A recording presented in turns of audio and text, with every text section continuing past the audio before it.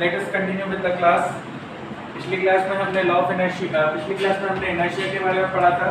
हमने पढ़ा था कि इनर्शिया क्या होता है, इनर्शिया कितने प्रकार के होते हैं, इनर्शिया में काम कैसे किया जाता है वगैरह वगैरह। तो just let's begin with the class by having the question of this. I'll ask Rishika, can you tell me what is inertia? जल्दी से क्वेश्चन यार जल्दी से रिपीट कंप्लीट करेंगे ताकि आज क्लास का कंप्लीट करें आगे। Rishika,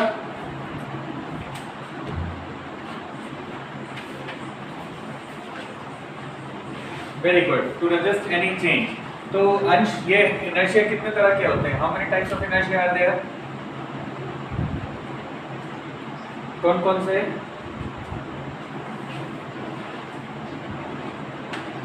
inertia of rest, inertia of motion and inertia of direction. बिल्कुल सही।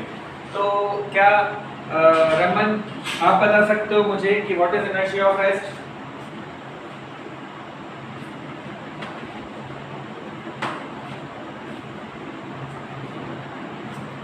Which resist always change in its the position of rest, in its state of rest. बिल्कुल सही। Urvesh, can you tell me what is inertia of motion?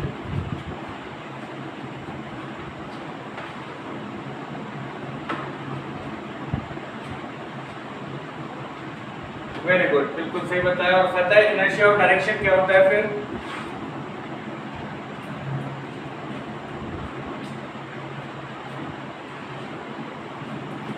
Exactly. और दोस्तों अगर हम इन तीनों inertias को कंबाइन कर देते हैं, जिन तीन इनर्शियाज की हमने बात की थी पिछली क्लास में, वो थे inertia of rest, inertia of motion, inertia of direction. अगर हम इन तीनों इनर्शियाज को आपस में एक दूसरे के साथ कंबाइन कर देते हैं, ऐड कर देते हैं, तो तीनों मिलकर तैयार कर देते हैं हमको what we call as law of inertia, जो कि आज की हमारी क्लास का टॉपिक है। पहला topic, put up the heading law of inertia. इसी लॉ ऑफ इनर्शिया को हम लोग नॉर्मल भाषा के अंदर Newton's first law of motion के नाम से भी जानते हैं दोस्तों। तो अगर आप Newton's first law of motion बोल लो या लॉ ऑफ इनर्शिया बोल लो, दोनों का मीनिंग एक ही है। तो put up the heading law of inertia या Newton's first law of motion. आज की क्लास हम शुरुआत यहीं से कर रहे हैं।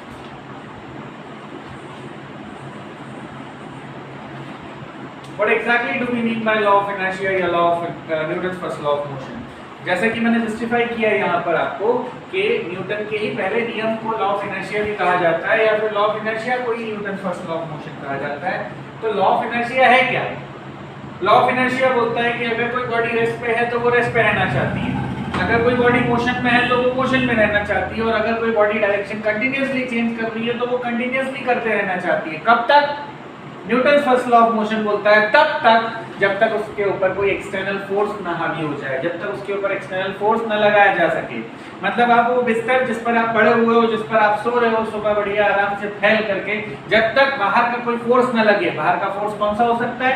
मम्मी की लात या पापा की लात, मम्मी की डांट या पापा की डांट, ये बाहर का फोर्स है, एक्सटर्नल फोर्स है। ये एक्सटर्नल फोर्स जब तक आपको नहीं मिलता तब तक आप अपनी खटिया, तब तक आप अपना बेड नहीं छोड़ते, तब तक आप फंसल के सोते रहते हो। बिल्कुल बोलो, कहो सही है कि गलत है? ऐसा ही होता है प्रैक्टिकली। प्रियांशी गलत तो नहीं बोल रहा?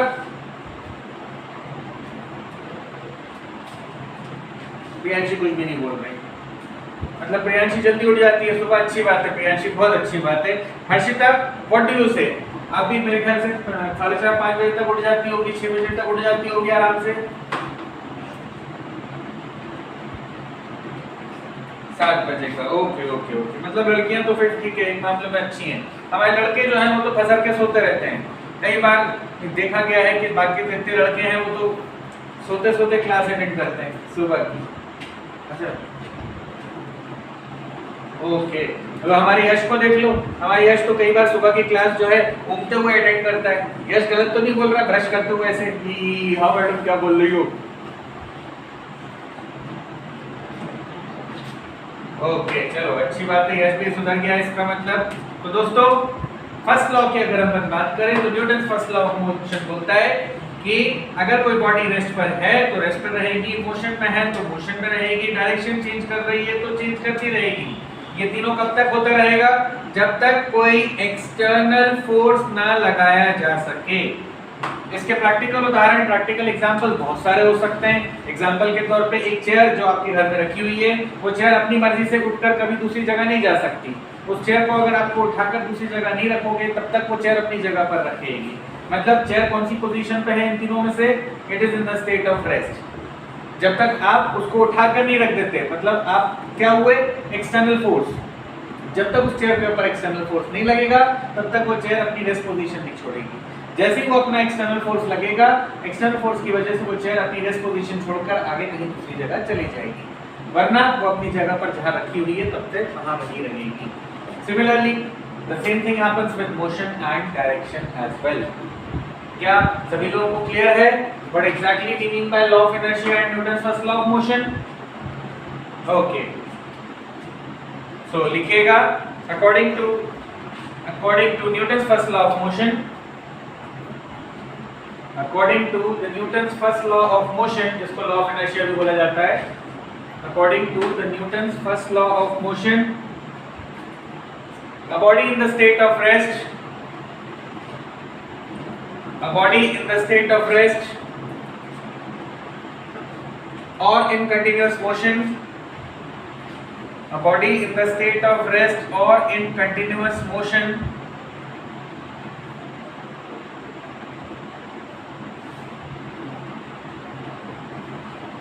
a body in the state of rest or in continuous motion will remain in the state of rest or in motion,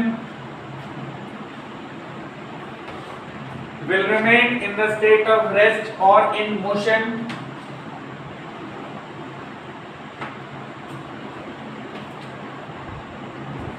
and also will continue to move in the same direction, and also will continue to move in the same direction, also will continue to move in the same direction unless and until some external unbalanced force is applied on it, unless and until some external unbalanced force is applied on it।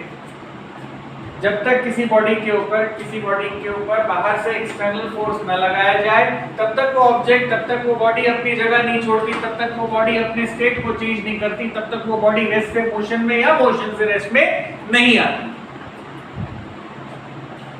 That is what law of inertia says, जिसको अपन ने Newton's first law of motion के नाम से भी पुकारा है। सभी ने लिखा?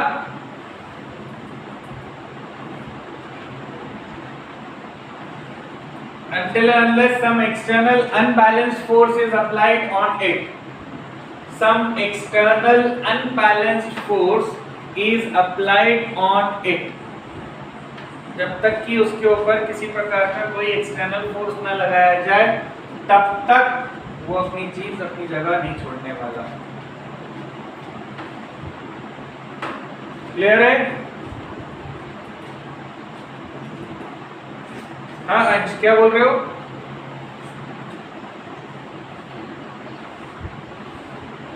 यार एक्सटर्नल फोर्स हो सकती है, अपन ये सारी की सिचुएशंस अभी आइडियल सिचुएशंस पे खेल रहे हैं।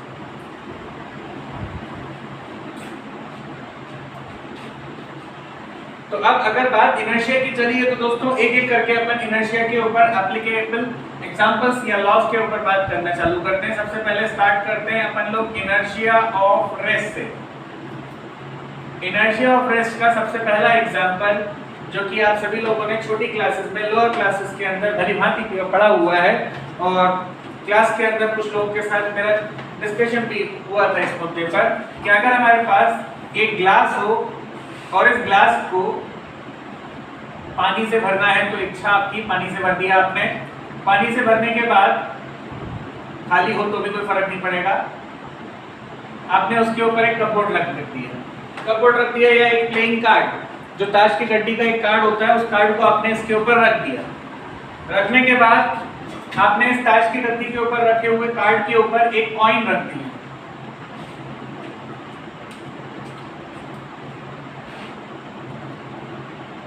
गुरजीत इंतजार भी कर सकते हैं 2 मिनट ठीक होने का, एकदम तड़प जाते हो तुम तो।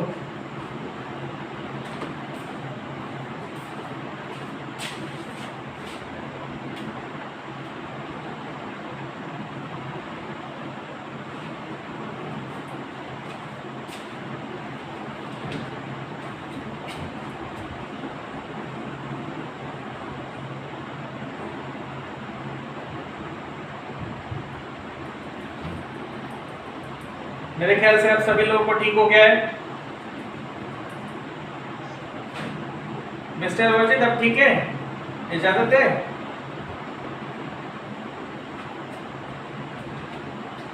तो अगर एक ग्लास लिया जाए, ग्लास के ऊपर कार्ड रख दिया जाए और कार्ड के ऊपर एक कॉइन, और झटके से अगर कार्ड को रिमूव कर दिया जाए, झटके से अगर मैं कार्ड को हटा लूं, the card is taken of, तो मुझे बताइए आदित्य साहू कि इस कॉइन का क्या होगा? अगर झटके से इस कार्ड को हटा दिया जाए जिसके ऊपर ये कॉइन रखा हुआ है, तो इस कॉइन का क्या होगा?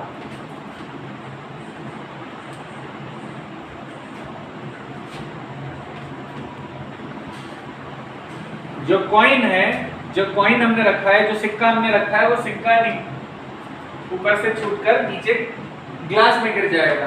तो आदित्य मेरे को एक सवाल का जवाब दो कि ये कॉइन इस कार्ड के साथ चला क्यों नहीं गया आगे? वो वहीं के वहीं गिर क्यों गया?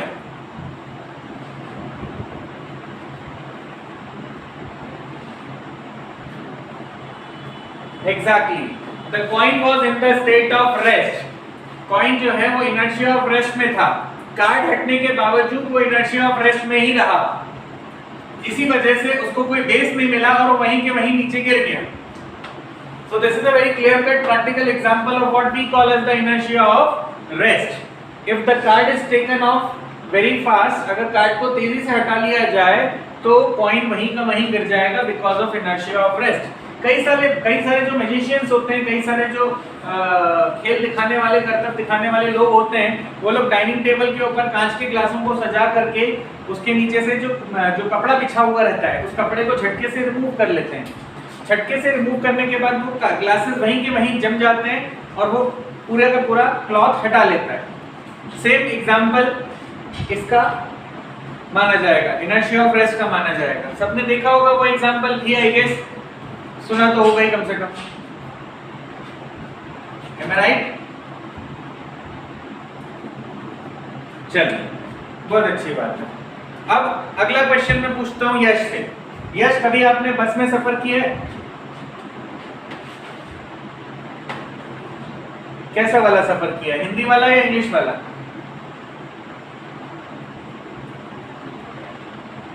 हिंदी वाला सफर किया है, ओके। तो मुझे एक बात बताइए यश, जब एक खड़ी हुई बस झटके से स्टार्ट होती है तो क्या होता है?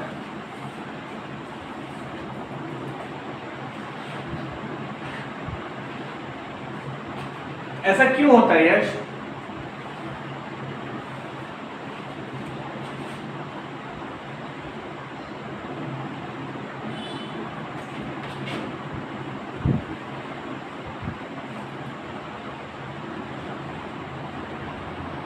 जैसा कि यश ने बताया कि वो पैसेंजर्स जो बस के अंदर बैठे रहते हैं या खड़े रहते हैं, जैसे ही बस झटके से स्टार्ट होकर आगे की तरफ जाती है तो सारे के सारे जो पैसेंजर्स होते हैं वो पीछे की तरफ झटका खाते हैं। उनको ऐसा लगता है कि एकदम से जर्क लगा, एकदम से कोई झटका लगा जो उनको पीछे की तरफ खींच रहा है, जबकि बस तो आगे जा रही है पर पैसेंजर पीछे की तरफ झटका खा रहा है। ऐसा क्यों हुआ? बहुत सिंपल सा रीजन है कि जब आप बस में बैठे हुए हो या जब आप बस में खड़े हुए हो तो आपकी बॉडी का जो निचला हिस्सा है, the lower part of your body is in contact with the bus, वो बस के कांटेक्ट में है। लोअर पार्ट आपकी बॉडी का कांटेक्ट में है बस के साथ। तो जैसे ही झटके से बस स्टार्ट हुई तो आपकी बॉडी का निचला हिस्सा तो बस के साथ चलने के लिए तैयार हो गया, लेकिन बॉडी का जो अपर हाफ है which is not in contact, not in direct contact with the bus, वो अभी भी रेस्ट पे ही है। तो होता क्या है, बस का निचला हिस्सा तो बस के साथ साथ चल दिया, लेकिन ऊपरी हिस्सा झटके खाकर पीछे की तरफ चले गया। इसका मतलब ये भी नहीं कि आपकी बॉडी के दो हिस्से हो गए, आपकी बॉडी के आधा हिस्सा चले गया बस के साथ और आधा हिस्सा निकल गया, निपट लिया, ऐसा भी नहीं। It happens for a very short period of time and why does it happens? Because of the inertia of rest. So what can we say? When the bus starts suddenly the passengers of the bus falls backward. क्यों? Because of inertia of rest. किसका? हमारी body के upper half का। क्या ये बात clear है सभी लोगों को? क्या बोल रहे हो? बाइक पे भी होता है भाई साहब, बस इतना असर नहीं पड़ता, इतना पता नहीं चलता, क्योंकि बाइक में आप दोनों तरफ पैर डाल के बैठते हो तो आपकी पूरी स्टेबिलिटी रहती है, आप स्टेबलाइज्ड रहते हो। जबकि बस में या इस तरह की किसी गाड़ी के अंदर आप स्टेबलाइज नहीं रहते।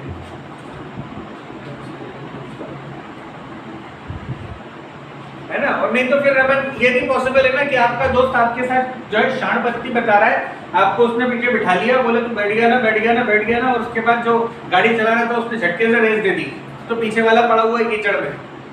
कभी हुआ है तुम्हारे साथ ऐसा? अरे हमने तो बहुत किया हमारे दोस्तों के साथ, बहुत मस्ती करते थे, जानबूझ के पानी जहाँ इकट्ठा रहता था ना कीचड़ विचड़, वहीं पे इकट्ठा करके बुला बिठा देते हैं। I hope I guess example is clear to everyone now. Can anybody else give me an example of inertia of rest? क्या आप में से कोई inertia of rest का example दे सकता है? और कोई?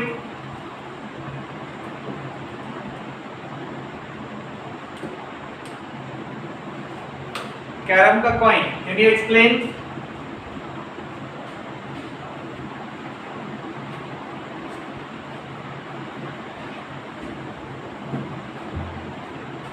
Exactly. कैरम की कॉइन जमाने के भी दो तरीके हैं, कई लोग उसको स्कैटर करके जमाते हैं, कई लोग एक के ऊपर एक के ऊपर एक के ऊपर एक जमाते हैं। तो कैरम का स्ट्राइकर जैसे आप स्ट्राइक करते हो, वो जाके जैसे कॉइन से टकराता है तो नीचे का जो कॉइन है वो सीधे लेके निकल जाता है, बाकी ऊपर का पूरा डेक एज इट इज नीचे आकर बैठ जाता है। सभी ने कैरम खेला होगा, आई सपोज आई गेस सभी ने देखा है कि नहीं? ब्लैंकेट का एग्जांपल भी ले सकते हैं, बिल्कुल सही। हम लोग अब एग्जांपल ले सकते हैं ब्लैंकेट का। अंशिका, तुम्हारे घर में ब्लैंकेट है, चादर, गद्दा? उसमें कभी धूल जमी है?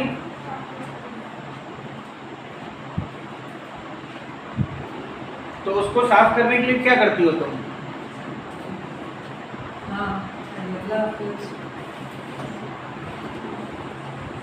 एग्जैक्टली जब किसी चादर या किसी रजाई या गद्दे के ऊपर धूल जम जाती है तो आप उसके ऊपर सारा गुस्सा निकाल देते हो। खास तौर पर घर की जितनी भी लेडीज होती है सारा गुस्सा एक डंडा लेती है और उस चादर को, उस गद्दे को, उस रजाई को दीवार पर या फिर रस्सी पर टांग देती है और ले दनादन पीटती जाती है। पता नहीं क्या असम्पशन रहता है लेकिन पीटती बहुत है वो। और इस पीटने की वजह से हम देखते हैं यूजुअली उसमें से पूरी की पूरी धूल जो है वो निकल के बाहर आ जाती है। ऐसा क्यों हुआ जरा बताएंगे यश? इसके ऊपर थोड़ा रोशनी डालें, क्यों धूल निकल गई उसमें से?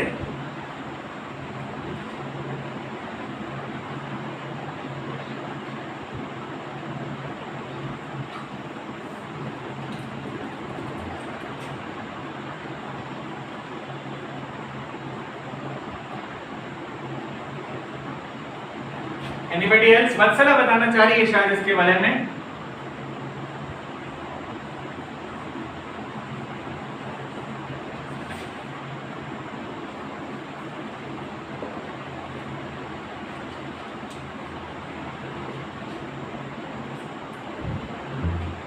मतलब बिल्कुल सही वत्सला, तुम ये कहना चाह रही हो कि जैसे ही लकड़ी और डंडा देखा और डंडे से मार पड़ी तो ब्लैंकेट तो अपनी जगह से डोल गया, अपनी जगह से मूव कर गया, उसका जो डिस्प्लेसमेंट हो गया वो तो मोशन में आ गया।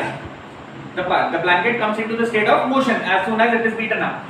But when it is beaten up and as soon as it changes its position, the particles, the dust particles remain in the state of rest. जो डस्ट के पार्टिकल्स थे, जो कचरा था, जो धूल धक्कड़ थी, वो रेस्ट पे थे। जब ब्लैंकेट अपनी जगह से हिल गया तब भी वो रेस्ट पर थे। चूंकि अब ब्लैंकेट वहां नहीं रहा, वहां से हट गया, तो डस्ट पार्टिकल को कोई जगह नहीं मिलती, वो वहीं के वहीं हवा में नीचे गिर जाता है या हवा के साथ उड़ जाता है। बिल्कुल सही एक्सप्लेनेशन दिया, बिल्कुल सही बताया आपने। जब मैंने यहाँ लिख दिया इसलिए ब्लैंकेट के केस में blanket is beaten, all the dust particles come out. क्यों? Because of inertia of rest, है ना? इसी से मिलता जुलता एक और एग्जांपल ले सकते हैं अपन लोग ट्री का। अगर किसी झाड़ को, किसी ट्री को, किसी पेड़ को एकदम से हिला दिया जाए, when the branches of a tree is shaken up, then the fruit will fall down. Why? क्यों होता है ऐसा कि जब ब्रांच को, किसी पेड़ को हिलाया जाता है तो उसमें से फ्रूट निकलकर नीचे गिर जाता है? Can you tell me Priyanshi, क्यों होता है ऐसा?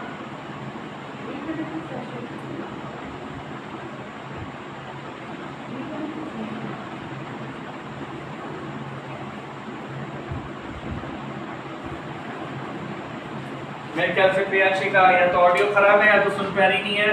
प्रियांशी तो मैं जानना चाहूँगा इस सवाल का जवाब किससे। लेट्स हियर इट फ्रॉम वेदांत।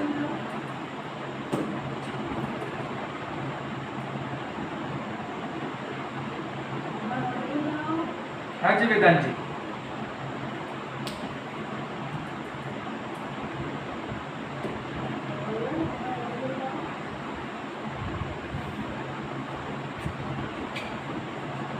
वही सेम रीजन जो हम लोगों ने ब्लैंकेट के लिए पढ़ा कि ब्लैंकेट को मारा तो ब्लैंकेट मोशन में आ गया, पार्टिकल रेस्ट कर रहा। इसी तरह से ट्री को जब हिलाया तो ट्री मोशन में आ गया लेकिन फ्रूट रेस्ट कर रहा, जिसकी वजह से fruit will fall down. Isn't it? Now everyone, हाँ बोलो यश। दिल्ली नहीं है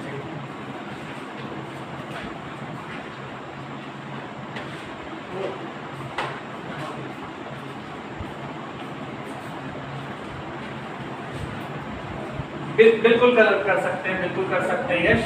तो ये जो ट्री के साथ मैंने एग्जांपल कनेक्ट किया है, ये फ्रूट के लिए भी हो सकता है। ये प्लांट ये उसकी ब्रांच के ऊपर लगी हुई जो लीव्स हैं, जो पत्ते हैं, उन पत्तों के ऊपर भी एप्लीकेबल है कि पत्तों का गिर जाना या फ्रूट का गिर जाना। क्यों गिरता है एक्चुअली? तो वो गिरता है इस वजह से क्योंकि प्लांट ट्री को हिलाया अपन ने तेजी से तो वो तो मोशन में आ गया, लेकिन फ्रूट रेस्ट पे था तो वहीं गिर गया। जो पत्ता था वो पत्ता रेस्ट पे था तो वहीं गिर गया। Like this we can say. क्या ये चारों एग्जांपल्स आप सभी लोगों को क्लियर हैं?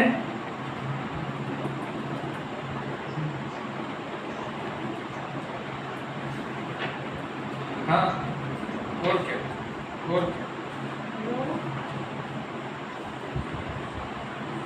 क्या कर सकते हैं आज के डेट में? अगर पेड़ तो नहीं हिला, हवा से जो है फ्रूट गिर गया था यश भाई। अब वो तो अपन ने पढ़ा भी तो हुआ है कि न्यूटन और डायनो, न्यूटन का क्रॉस कनेक्शन था डायनो के साथ। एक न्यूटन से कितनी सारी डायनें डरती थी। तो हो सकता है किसी एक डायन ने उस पेड़ पे बैठी हुई थी, उसने गुस्से में एक सेब फेंक के मार दिया और उसकी वजह से फिर क्या हुआ आपको मालूम ही। अब आज की डेट में मान लो, हाँ हाँ पहले मैं सवाल का जवाब दे दूं। कौन है? हाँ वत्सला पूछो।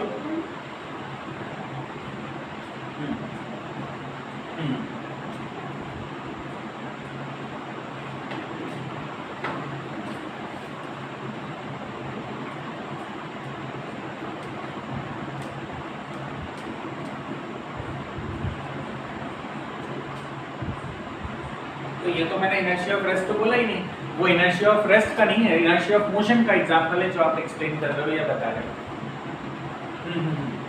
तो उसमें इनर्शिया ऑफ मोशन कैसे लगा ये पूछ रही हो आप? एकदम से तो वो रुक गए। for that instant of time the body has came to rest, but we as a body continue to be in the state of motion। हम अभी भी मोशन में रहना चाह रहे थे, इसी वजह से जैसे ही गाड़ी रुकी तो हम झटके से आगे की तरफ गए ना। हमारी बॉडी आगे की तरफ फिकाती है ना, हमको ऐसा लगता है कि we are thrown in the forward direction. नहीं लगता ऐसा मतलब है ना? बॉडी ना हो तो फिर तो यार तुम समझदार हो। मतलब मैं इसका एक किस्सा बता सकता हूँ वत्सला, जो तुम पूछ रही हो ना, आई विल एक्सप्लेन यू। मैं अपने फ्रेंड के साथ, ये प्रैक्टिकल और लाइव एग्जांपल बता रहा हूँ, तेरे को जल्दी समझ में आ जाएगा। मैं मेरे दोस्त के साथ जा रहा था, है ना, बहुत मतलब मेरे कॉलेज वाले टाइम की बात है। तो हम दोनों थोड़ा घूमने फिरने के लिए निकले हुए थे, बाइक पे थे। तो मेरा दोस्त जो है थोड़ा बाइक तेज चला रहा था। We were on the VIP road. VIP road में अगर तुमने ट्रैवल किया है कभी, तो जब वहाँ से वीआईपी रोड स्टार्ट होती है ना, तो वहाँ पे एक गोल चौराहा बना हुआ है, देखा तुमने? अब तो हट गया शायद, मे भी बाकी लोगों ने देखा हो। एक गोल चौराहा था पहले, अभी हट गया है मोस्ट प्रोबेबली।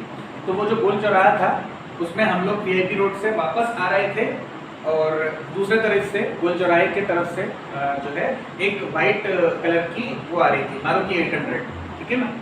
और उस मारुति 800 के अंदर पूरी लड़कियां भरी हुई थी, मतलब कोई लेडी चला रही थी गाड़ी और सारी लड़कियां भरी हुई थी, मस्ती वस्ती करते हुए वो लोग आ रहे थे और हम लोग इस तरफ से आ रहे थे, इस तरह से। लेकिन बीच में एक गोल चौराहा था, अंधा मोड़ जिसे कहते हैं।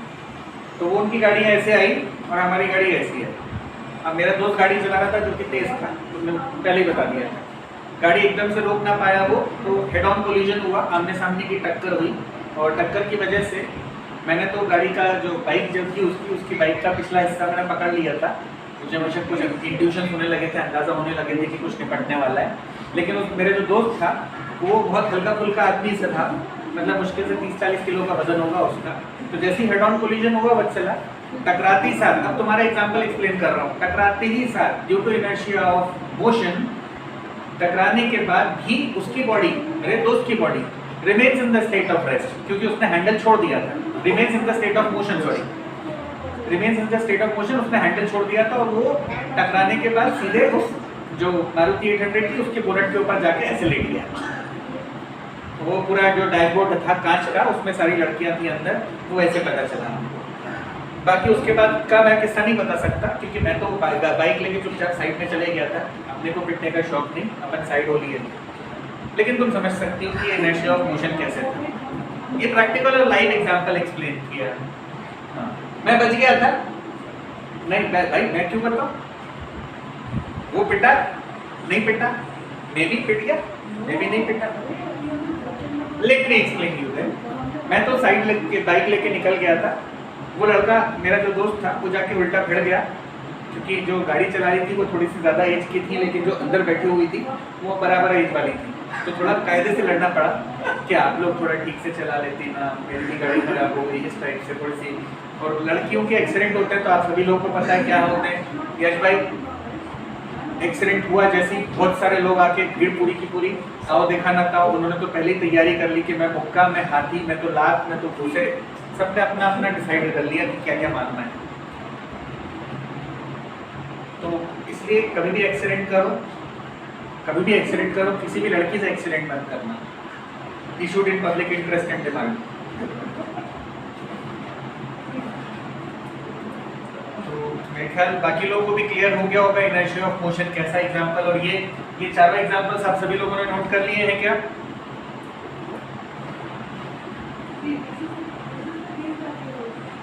बहुत ही बढ़िया। तो ये थे इनर्शिया ऑफ रेस्ट के एग्जांपल सारे के सारे।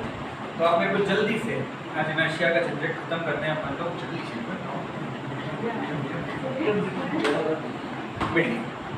इनर्शिया ऑफ रेस्ट खत्म कर दिया अपन ने। इनर्शिया ऑफ मोशन का मेरे को धड़ाधड़ एग्जांपल लिख के बोलो जल्दी से। इनर्शिया ऑफ मोशन का एग्जांपल फिर एक लगा, हाँ फिर से बस ले आते हैं अपन। पैसेंजर्स ऑफ बस फॉल्स बैकवर्ड, कब? When it starts suddenly. ये और लिख लेना, पूरा स्टेटमेंट कंप्लीट हो जाएगा। जब बस सडनली स्टार्ट होती है तो पैसेंजर्स झटका से पीछे की तरफ जाते हैं। एंड पैसेंजर्स ऑफ बस फॉल्स फॉरवर्ड, कब? When bus stops suddenly. एकदम से जब बस रुकती है तो हम सबके सब आगे की तरफ धक्का खाते हैं, आगे की तरफ गिरते हैं। क्यों? Because of inertia of motion. जैसे कि अभी एक्सप्लेनेशन दिया भी, एक्सप्लेनेशन समझाया भी होगा, एक्सीडेंटल वाला केस भी बता दिया, अब तो याद भी रहेगा तुम लोगों को। क्या कोई और? हाँ बोलो वेदांत।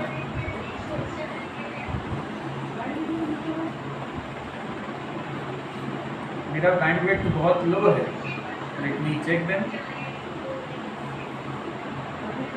No my dear, my bandwidth is pretty okay. क्या बाकी लोगों को में से ब्लर आ रहा है? अच्छा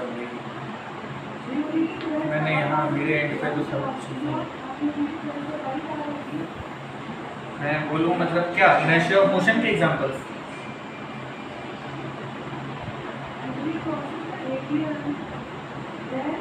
अब क्लियर हो गया होगा।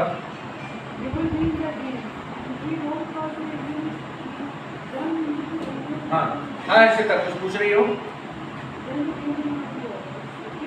हाँ बताइए प्लीज।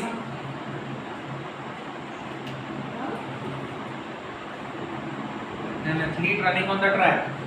तो जो तुम बोलना चाह रही हो शायद मैं उसको और ज़्यादा आगे कंप्लीट कर देता हूँ कि अगर एक रेसिंग कंपटीशन हो रहा है तो रेसिंग कंपटीशन में जो स्टॉप वाली लाइन होती है, फिनिश वाली लाइन होती है, फिनिश वाली लाइन क्रॉस करने के बावजूद वो एथलीट भागता ही रहता है आगे तक। ऐसा क्यों होता है? When the race gets completed, the athlete continues to move in the straight line. क्यों? Because of inertia of motion. Exactly, inertia of motion की वजह से वो इसलिए कंटिन्यूअसली चलता ही रहता है ताकि वो अपने मोमेंटम को कम कर ले, अपनी एनर्जी को कम कर ले। वो झटके से रुकेगा तो पॉसिबिलिटी है भैया, ये तक पॉसिबिलिटी होती है कि उसको हार्ट अटैक आ जाए, ये भी संभावनाएं होती हैं। इसलिए कभी भी जैसा होता है ना कि सामने से कोई दौड़ता हुआ आ रहा है तो आप सामने से यूं करके खड़े हो जाओ तो हो गया उसका कल्याण, वो आपको लेके गिरेगा, फिर वो कुछ नहीं कर सकता आपका। एक एग्जांपल मैं चाहूंगा कौशिकी से, कौशिकी एक एग्जांपल दो।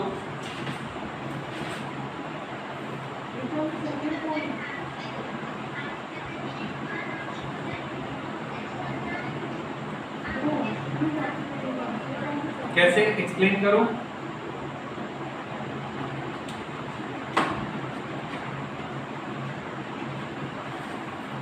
तो मेरा सवाल कौशिकी ऐसा है कि चलती ट्रेन में अगर मैंने एक कॉइन को उछाला तो क्या कॉइन वापस मेरे हाथ में आकर गिरेगा या आसपास गिर जाएगा?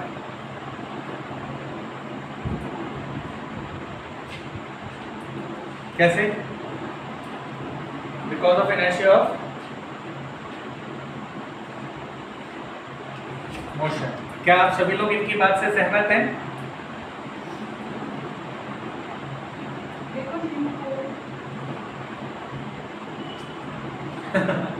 कौशिकी को कंफ्यूज हो गई। और कोई? जूही चाह रही है एक एग्जांपल देना, तो चलिए जूही से भी सुन लेते हैं अपन एक एग्जांपल।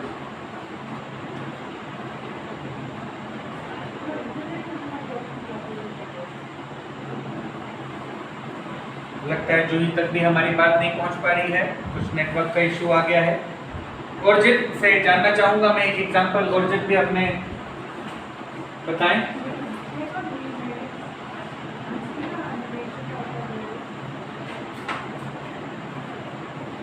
एनी? हाँ जी बोले यश।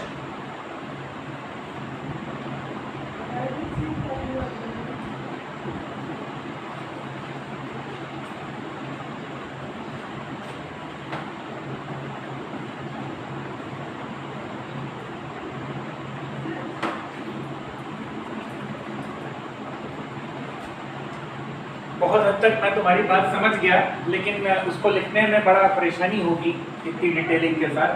पर मेरा ख्याल है इनर्शिया ऑफ मोशन को वही एग्जांपल हो गया सीधे सीधे कि आप किसी दौड़ते हुए आदमी को रोकना चाहते हो। हाँ वत्सला,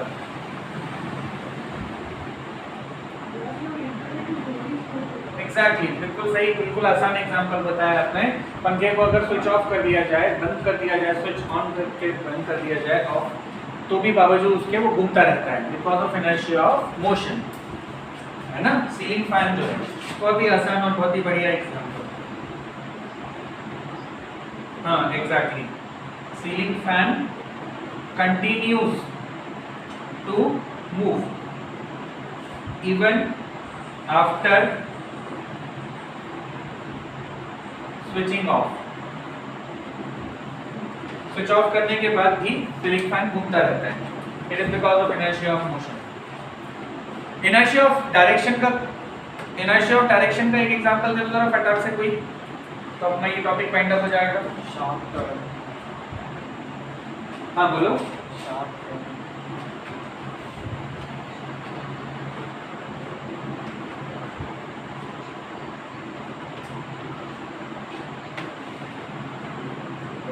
थोड़ा टिपिकल हो गया, और कोई आसान एग्जांपल? जी सर बिल्कुल बोलिए।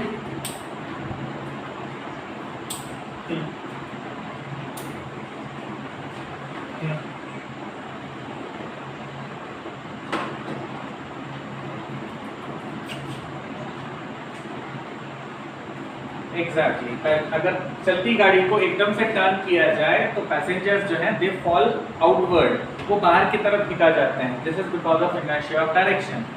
एक और एग्जांपल ब्रिडमैन ने डिस्कस किया कि अगर कीचड़ की बात करें तो जो बारिश के इस मौसम में कीचड़ भी जो है टायर के साथ चिपक के चलता है, वो भागता है, it moves in the tangential direction. तो दोस्तों आज आप लोग सभी लोग तीनों इनर्शिया के ऊपर कम से कम 5-5 ईच एग्जांपल, हर एक के ऊपर 5 एग्जांपल्स नोट करके डिटेल में लिखेंगे, जो कि हम अगली क्लास में बात करेंगे जिसके बारे में, ठीक है। अनफॉर्चुनेटली टाइम हो गया है तो किसी भी समय डिस्कनेक्ट हो सकता है क्लास, तो बताइए जिसको भी बताना था एक एग्जांपल प्लीज शेयर कीजिए, कोई दिक्कत नहीं है मेरे को।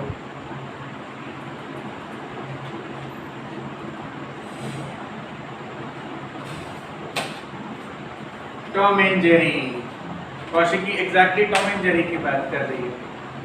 हाँ सही बोला, सही बोला।